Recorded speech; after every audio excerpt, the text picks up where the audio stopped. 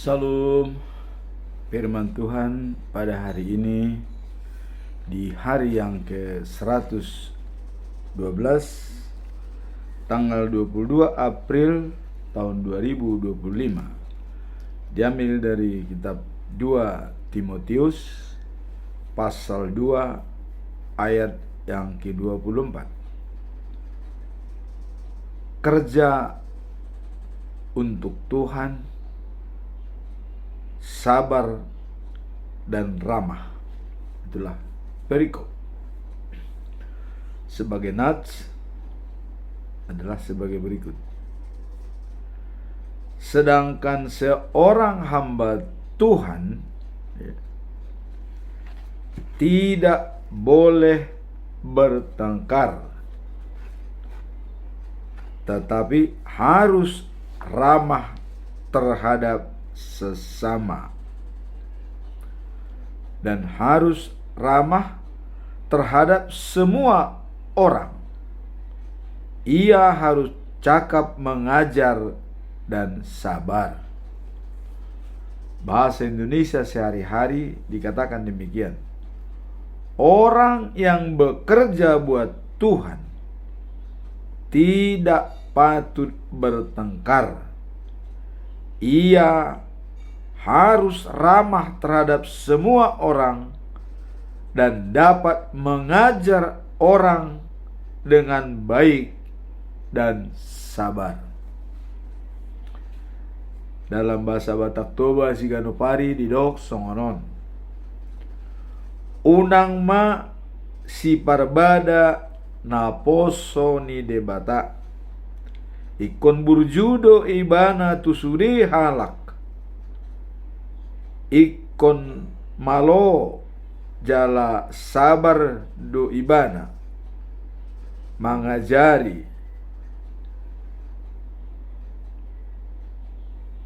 Demikian firman Tuhan pada hari ini. Sebagai pedoman kita tetap saya sampaikan dalam bulan April, yaitu menghayati pengampunan dosa melalui kebangkitan Yesus, pengakuan dan kesaksian kekuasaan Tuhan. Dijabarkan dalam Roma pasal 6 ayat 4 dikatakan demikian. Dengan demikian, kita telah dikuburkan bersama-sama dengan Dia oleh baptisan dalam kematian, supaya sama seperti Kristus telah dibangkitkan dari antara orang mati oleh kemuliaan Allah. Demikian juga kita akan hidup dalam hidup yang baru. Di sini ada transformasi spiritual.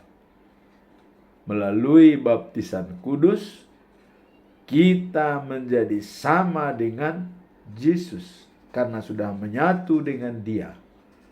Akibat kita sudah bersatu dengan Dia, maka kematian Yesus itu pun akan menjadi bagian dari kita.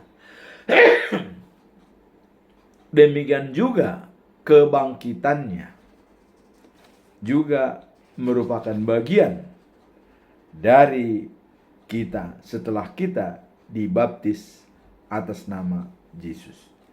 Jadi hidup tabiat lama berubah dengan pembaharuan budi kita dengan tabiat baru setelah baptisan kudus.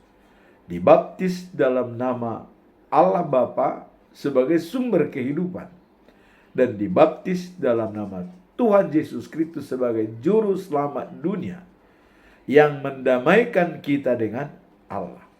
Dibaptis dalam Roh Kudus sebagai roh penolong, pembimbing, dan juga penghibur. Setelah Yesus naik ke surga. Roh Kuduslah yang menemani kita sampai akhir zaman, pada saatnya Dia datang kedua kalinya. Itulah pedoman kita selama bulan April. Dengan baptisan kudus, kita pewaris kerajaan surga yang dijanjikan oleh Tuhan Allah. Sekarang kita masuk dalam perikop hari ini. Perikop hari ini adalah diambil dari 2 Timoteus pasal 2 ayat yang ke-24. Sebagai syarat hamba Tuhan adalah ramah, sabar, dan bisa sebagai guru. Artinya sebagai pengajar. Bisa memberikan pelajaran yang baik. Itulah perikop daripada ayat hari ini. Sekarang apa makna ayat daripada 24 ini? Ya. Dalam ayat ini terdapat penekanan akan sikap orang Kristen. Jadi penekanannya adalah pada sikap orang Kristen dalam menghadapi berbagai tantangan dan perbedaan pendapat, di mana seorang hamba Tuhan diharapkan untuk menjadi lemah lembut, ya, ramah, sabar, dan tidak mudah terprovokasi. Itulah yang diharapkan sebagai orang Kristen. Sikap ini harus dipegang sebagai pengikut Kristus. Ya. Disinilah ya diperlukan karakter Kristiani, yaitu kasih. Dalam menjalani kehidupan sehari-hari, terutama berinteraksi dengan orang lain, harus mengutamakan kasih. Kenapa? Karena kasih itu bisa menutupi banyak dosa. 1 Petrus 4 ayat yang ke-8.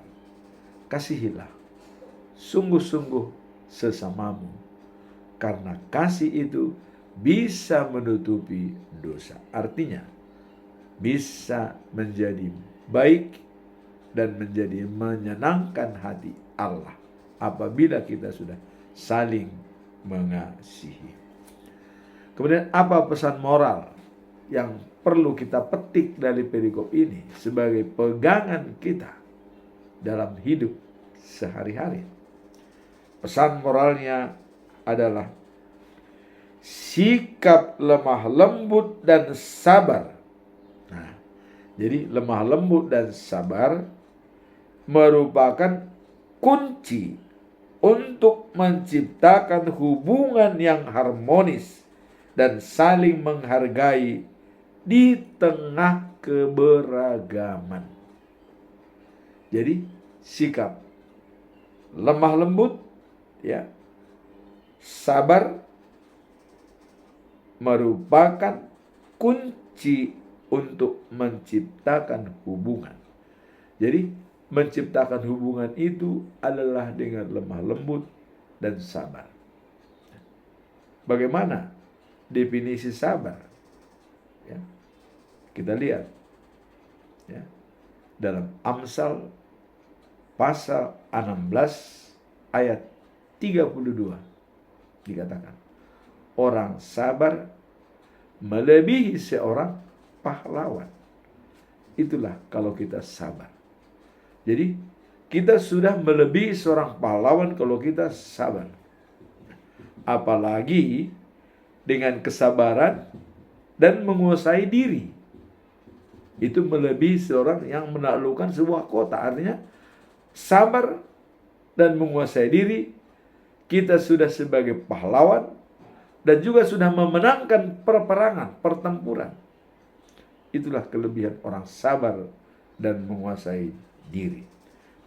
Itulah pesan moral daripada perikop ini. Sabar dan menguasai diri. Sekarang apa pembelajaran yang bisa kita ambil dari perikop ini? Ya. Pertama,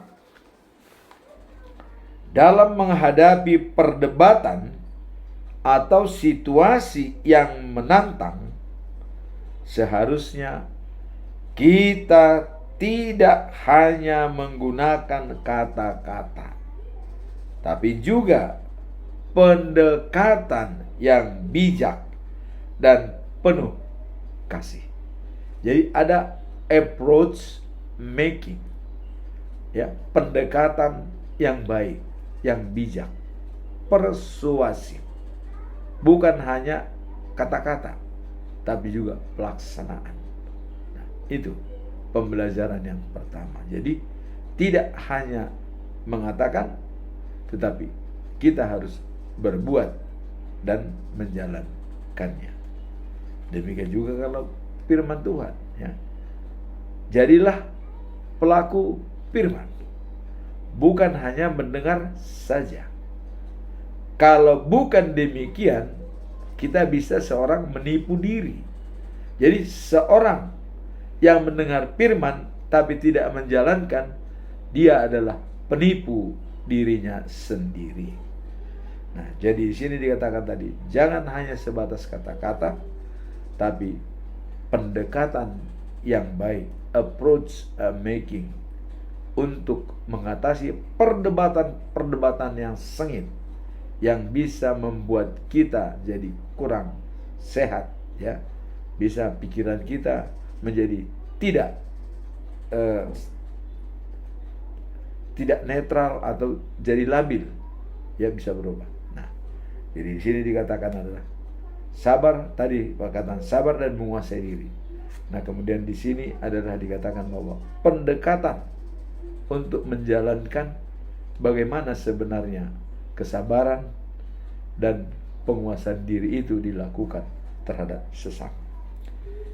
Pembelajaran kedua, menurut para ahli Alkitab, ini menurut para ahli ini, ya, dikatakan sikap sabar dan lemah lembut itu mencerminkan sifat daripada Kristus, ya.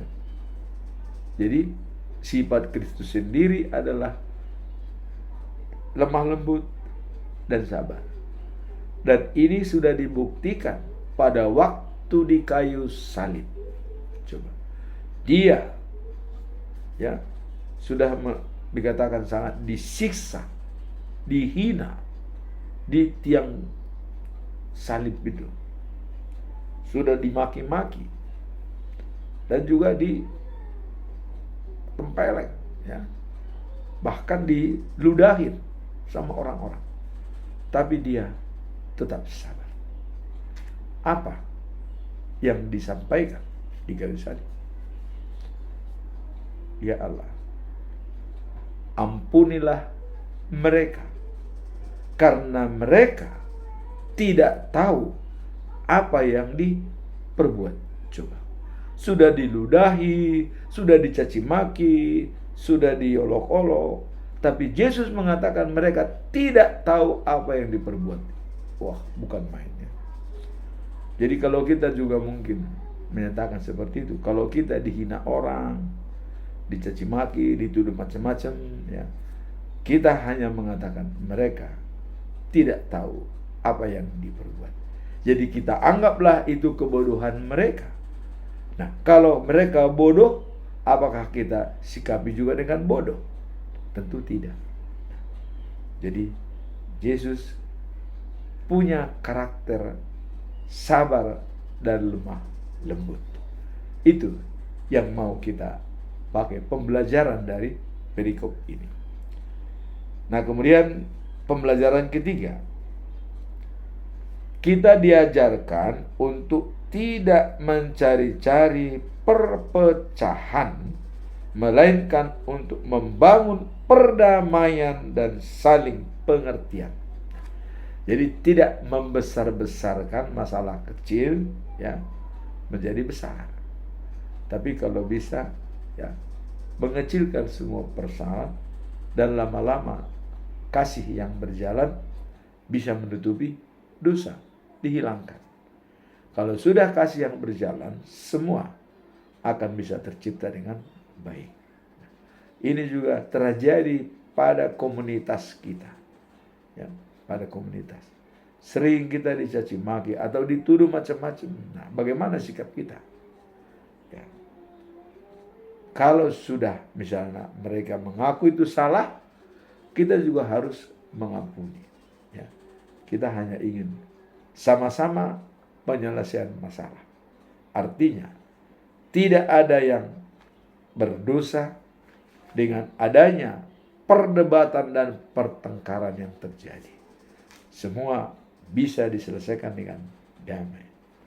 Maka dalam Matius 5 ayat 9 dikatakan, berbahagialah orang yang membawa damai, karena dia dianggap sebagai anak-anak Allah. Jadi barang siapa sudah membawa damai, dia sudah diaku sebagai anak-anak Allah. Berbahagialah orang yang membawa damai. Itulah pembelajaran yang ketiga. Kemudian pembelajaran yang keempat. Kalau kita kaitkan dengan 1 Petrus 3 ayat 15 dikatakan, kita diingatkan untuk selalu bersiap sedia ya, memberikan jawaban kepada setiap orang yang bertanya tentang pengharapan yang ada pada kita. Artinya, apa sih pengharapan kita? Nah, itu pun harus kita jelaskan kepada orang apabila ada orang bertanya, apa sih harapan kita sebagai hidup ini? Singkat, saya selalu mengatakan, tujuan akhir hidup kita adalah life after life, the new of Jerusalem. Hidup setelah kehidupan saat ini adalah di Yerusalem yang baru. Jadi bukan kematian sebagai akhir daripada hidup kita, tapi ada kehidupan setelah kehidupan saat ini. Kalau seandainya kematian akhir daripada hidup kita, itu adalah kuasa iblis. Tapi kalau kehidupan ya di akhir daripada kematian kita, itu adalah kuasa Allah. Dan karena kita sudah ada jaminan, waktu kita dibaptis, kita sebagai pewaris kerajaan surga. Bagaimana kita memanage ini selama hidup, selama di dunia ini? Itulah dikatakan bahwa Roh Kudus sebagai roh penolong, hanya dialah yang bisa membantu kita dalam hidup ini. Apapun yang kita lakukan, kalau kita bersatu dengan Roh Kudus, maka kita selalu diberikan bimbingan dan juga diberikan kekuatan dan juga diberikan pengharapan. Jadi pengharapan itu yang dikatakan tadi harus kita sampaikan juga kepada orang. Apa harapan kita? Harapan kita adalah life after life, the new of Jerusalem. Hidup setelah kehidupan saat ini di Yerusalem yang baru. Artinya di tempat yang disediakan oleh Allah dengan fasilitas yang termegah. Jalan rayanya emas murni. Di tengah kota ada sungai mengalir. Di pinggir sungai ada pohon yang rindang, yang tidak pernah layu dan selalu segar, dan berbuah setiap bulan. Buahnya itulah yang kita ambil bisa cuma-cuma tanpa bayar. Itulah harapan kita. Jadi kita harus bisa berbagi kepada orang lain agar bisa mendapatkan apa yang kita cita-citakan. Jadi dengan istilah daripada intellectual capital dikatakan, jadilah kita sebagai agent of change. Artinya agen daripada perubahan. Perubahannya bagaimana? Perubahan dari gelap menjadi terang. Seperti kemarin kita merayakan Hari Raya Rading Ajeng Kartini yang membuat gagasan habis gelap terbitlah terang. Kita pun harus bisa menjadi agent of change atau agen perubahan dari habis gelap terbit terang. Dan dikatakan kiranya cahayamu ya bersinar di depan orang supaya orang melihat perbuatanmu yang baik memuliakan Tuhan. Itulah pembelajaran dari perikop ini, yaitu dalam 2 Timoteus pasal yang kedua ayat 24. Sekarang kita masuk dalam konklusi ya. Atau dengan kata lain adalah kesimpulan. Apa kesimpulan kita dari perikop ini? Yang pertama, saya selalu menyampaikan pertanyaan dengan 3 pertanyaan untuk kita jawab. Pertanyaan pertama, seberapa besar pengaruh karakter Kristiani dalam membangun hubungan profesional yang baik di tempat kerja. Jadi sejauh mana karakter Kristiani untuk membangun profesionalisme di tempat kerja? Apakah kita basuh sandungan? Apakah kita bisa jadi role model? Apakah kita bisa menjadi dipercaya oleh orang? Dan apakah kita layak dipercaya? Jawabnya adalah karakter Kristiani dapat memberikan pengaruh yang sangat besar dalam membangun profesional yang baik di tempat kerja. Apa itu? Seperti nilai-nilai yang kita anut. Integritas. Sesuai kata dan perbuatan. Apa yang kita katakan, itu kita jalankan. Apa yang kita jalankan, itulah yang kita katakan. Sesuai kata dan perbuatan. Kemudian nilai yang lainnya adalah kasih. Karena kasih adalah karakter daripada Allah. 1 Yohanes pasal 4 ayat 8. Allah itu adalah kasih. Barang siapa tidak memiliki kasih, berarti tidak mengenal Allah. Itulah sebabnya dikatakan karakter Allah adalah kasih. Nah, kemudian apa selain daripada integritas dan kasih? Ada lagi adalah kejujuran. Kejujuran ini sangat diperlukan dalam membangun hubungan dengan orang lain. Untuk membangun kepercayaan, dasarnya adalah jujur. Kalau kita tidak jujur, orang tidak akan percaya apa yang kita katakan. Tapi kalau kita jujur dalam bertindak, maka orang akan percaya kepada kita.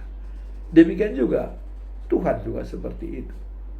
Nah, makanya dikatakan kita dipercaya dalam mengolah yang kecil, maka akan diberikan yang besar kepercayaan pada kita. Nah, sekarang saya merenungkan sekarang, banyak orang sudah berkeluarga 10 tahun tidak punya anak. Ya. Apakah Allah tidak percaya? Nah, saya katakan, ya, kalau kita sudah harusnya punya anak tapi tidak punya anak, kita tanyakan kepercayaan Tuhan kepada kita apa? Ya. Yang penting kan kita dipercaya membimbing anak. Nah, Kalau sampai 5 tahun tidak memiliki anak, bisalah kita mengadop anak. Menaruh dulu kepercayaan Tuhan kepada kita. Apakah kita dipercaya untuk menjaga anak? Ya, pengalaman. Ada orang, ya, dia sudah 5 tahun tidak punya anak. Saya katakan, kalau tahun ini Anda berjanji tidak memiliki anak, maka janji sama Tuhan, saya akan mengandung anak. Ya, seperti itu. Nah, dan ada contoh lain. Begitu dia mengandung anak, anaknya sudah mulai jalan, diberikan kepada dia anak kedua, ketiga, dan keempat, dan seterusnya. Jadi ada istilah di sini membangun trust, kepercayaan. Ya. Dia dipercaya dan layak dipercaya, maka diberikan kepercayaan lebih besar. Demikian juga lah mungkin Tuhan kepada kita. Dan kita dilihat oleh Tuhan layak dipercaya, maka diberikan yang lebih besar. Coba kalau kita tidak berinisiatif untuk membuat atau menciptakan atau mengadop anak, mungkin selamanya kita tidak punya anak, bisa jadi. Tapi ya itulah, dipercaya sedikit, Tuhan akan memberikan lebih banyak lagi. Jadi bagi teman-teman yang sudah menikah sampai 5 tahun tidak punya anak, Anda harus berjanji pada tahun ke-6, apabila saya masih belum punya anak, izin kepada Tuhan untuk mengadop anak. Banyak kok anak yang muda, banyak anak yang terlantar yang tidak bisa dipelihara oleh orang. Banyak mengadopsi anak. Dan itu untuk menciptakan kepercayaan Tuhan kepada kita. Itulah saran daripada saya untuk mengadop anak apabila kita belum dipercaya untuk mendapatkan anak. Itulah tadi nilai-nilai Kristiani, ya, yang bisa kita pakai dalam menciptakan profesionalisme di tempat kerja. Nah, sekarang kalau kita lihat dalam 1 Yohanes pasal 4 ayat 8 tadi, bahwa Allah itu kasih, barang siapa tidak memiliki kasih tidak mengenal Allah. Nah, kemudian dalam 1 Yohanes pasal 4 ayat 7 dikatakan, saudara-saudaraku yang terkasih, marilah kita saling mengasihi, sebab kasih ialah dari Allah. Dan tiap-tiap orang yang mengasihi, ya, lahir dari Allah dan mengenal Allah. Jadi ayat 8 tadi katakan adalah kasih, Allah itu kasih. Barang siapa tidak mengasihi tidak mengenal Allah. Jadi mengenal Allah dilihat dari apakah kita memiliki kasih atau tidak. Memiliki kasih, kenal dengan Allah. Tidak memiliki kasih, tidak kenal dengan Allah. Itu kata Alkitab. Ya, itu kata Alkitab.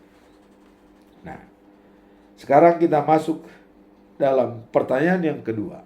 Ya, pertanyaan yang kedua adalah, bagaimana cara menghadapi situasi yang konflik, ya, dengan efektif dan penuh kasih seperti yang diajarkan dalam Alkitab. Bagaimana menghadapi situasi konflik, ya, yang diajarkan dalam Alkitab? Bagaimana menghadapi konflik dengan efektif dan penuh kasih merupakan prinsip penting dalam ajaran Alkitab. Jadi bagaimana cara menghadapi situasi konflik dengan efektif dan penuh kasih seperti diajarkan dalam Alkitab. Itulah dikatakan bahwa, ya, dalam Alkitab dikatakan dalam Matius 5 ayat 9, berbahagialah orang yang membawa damai, karena mereka dianggap sebagai anak-anak Allah. Jadi, jadilah kita sebagai anak-anak Allah yang membawa damai. Itulah cara kita menghadapi situasi konflik. Terjadi pertengkaran hebat, kita haruslah membawa damai, menenangkan dari kedua belah pihak dengan cara dan pandangan kita, pengalaman kita untuk bisa mengamankan yang bertengkar atau yang berkonflik dengan penuh dengan persuasif. Itulah kita lihat ya untuk cara kita menanggulangi masalah konflik. Nah, kemudian juga tambahan dalam Efesus 4 pasal 32 dikatakan, hendaklah kamu ramah ya seorang terhadap orang lain, penuh kasih dan mesra, saling ya mengampuni dan saling mendukung. Jadi kuncinya adalah saling mengampuni, saling mendukung, penuh dengan kasih. Karena 1 Petrus 4 ayat 8 dikatakan, mengasihi dengan sungguh-sungguh satu sama yang lain, banyak menutupi dosa. Jadi kasih bisa menutupi dosa. Apabila ini kita bawa dalam pertengkaran, maka terjadilah kedamaian dalam pertengkaran tersebut. Itulah jawaban pertanyaan yang kedua. Ya, kita masuk dalam pertanyaan yang ketiga atau terakhir. Apa peranan doa dalam membantu ya seseorang untuk tetap lemah lembut, sabar saat menghadapi berbagai tantangan? Apa ya peran doa kalau kita menghadapi tantangan yang berat, supaya kita tetap lemah lembut, katanya. Doa memiliki peran yang sangat penting ya, dalam membantu seseorang untuk tetap lemah lembut dan sabar menghadapi berbagai tantangan dalam hidup. Jadi doa itu bisa mengatasi untuk kita tetap lemah lembut kepada semua orang. Karena dalam doa itu kita minta pengampunan dan minta untuk pertanggungjawaban ya. Artinya kita perjawabkan kepada Tuhan apa yang kita lakukan. Seperti di dalam Filipi pasal 4 ayat 6 sampai 7. Dikatakan, janganlah khawatir tentang apapun juga. Jadi kita tidak perlu khawatir tentang apapun di dunia ini. Nah, dikatakan, nyatakanlah keinginanmu ya, dan permohonan dengan doa dan mengucap syukur. Nyatakan keinginan dan permohonan melalui doa. Jadi apa yang kita inginkan? Kita menginginkan damai dengan si A, kita minta. Kita menginginkan supaya tidak ada pertengkaran lagi dengan si B, kita mohon dengan doa. Jadi dengan doalah. Itulah peran doa yang sangat penting dalam kehidupan sehari-hari. Apa yang kita inginkan, apa yang kita butuhkan, nyatakan permohonan dengan doa kepada Tuhan. Karena dalam doa kita berbicara langsung dengan Allah. Kalau kita berbicara tentu apa yang mau kita bicarakan, apa yang mau kita sampaikan, ini yang dikatakan, nyatakan permohonanmu dengan doa. Apa yang mau kau katakan, sampaikan. Alhasil daripada dikatakan ya apa? Damai sejahtera Allah akan melampaui segala akal. Coba bisa melampaui apa yang kita pikirkan, datang dari Tuhan, melampaui segala akal. Dan juga katanya memelihara pikiran dan hati kita.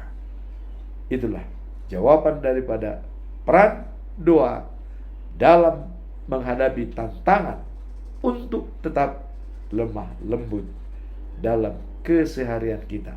Sabar dan penuh kasih. Semoga firman Tuhan pada hari ini bisa menjadi berkat bagi kita semua. Amin. Tuhan memberkati kita.